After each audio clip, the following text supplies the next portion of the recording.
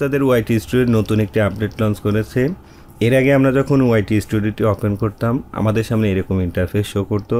এখানে আমরা প্রথমেই দেখতে পারতাম overview, reach, engagement, audience and revenue. কিন্তু ইউটিউবের এই নতুন আপডেটের পর এখন থেকে আমরা ইউটিউব স্টুডিওটি সেম এরকম লুকে দেখতে পারবো। এখানে আমরা টোটাল 4টি অপশন দেখতে পারবো। প্রথম অপশনটি হচ্ছে ওভারভিউ, দ্বিতীয় অপশনটি হচ্ছে কন্টেন্ট, যেটি ইউটিউব নতুন অ্যাড করেছে। এর আগে কিন্তু আমরা এখানে রিচ অপশনটি দেখতে পেতাম, সো সেটিকে রিমুভ করে এই নতুন কন্টেন্ট অপশনটি অ্যাড করেছে। এখন যদি আমরা এই কন্টেন্টে ক্লিক করি আমরা এখানে টোটাল 5টি অপশন দেখতে পারবো। প্রথম অপশনটি দেখতে পাচ্ছেন অল, ভিডিও, শর্ট, লাইভ এবং পোস্ট। আমরা যদি অলে ক্লিক করি আমাদের চ্যানেলের সম্পূর্ণ অ্যানালাইটিক্সগুলো আমরা দেখতে পারবো।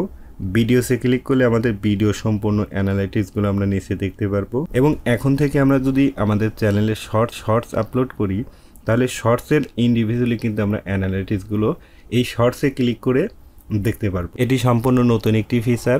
এর আগে আমরা কিন্তু এই শর্টসের অ্যানালাইটিক্সগুলো আলাদাভাবে দেখতে পারতাম না, আমাদের ভিডিওর মধ্যে গিয়েই সেগুলোকে দেখতে হতো। কিন্তু এখন থেকে আমরা কিন্তু এই শর্টসের সম্পূর্ণ অ্যানালাইটিক্সগুলো আমরা ইন্ডিভিজুয়ালি অর্থাৎ আলাদা করে সেটি দেখতে পাচ্ছি। এরপরে যে অপশনটি লাইভ এবং পোস্ট, এখানে আমরা ক্লিক করে আমাদের লাইভের অ্যানালাইটিক্সগুলো দেখতে পারবো এবং পোস্টে ক্লিক করে আমাদের পোস্টের অ্যানালাইটিক্সগুলো আমরা চেক করতে পারবো। টোটাল কথা হচ্ছে তারা রিচ অপশনটিকে রিমুভ করে এই কন্টেন্ট অপশনটিকে তারা অ্যাড করেছে।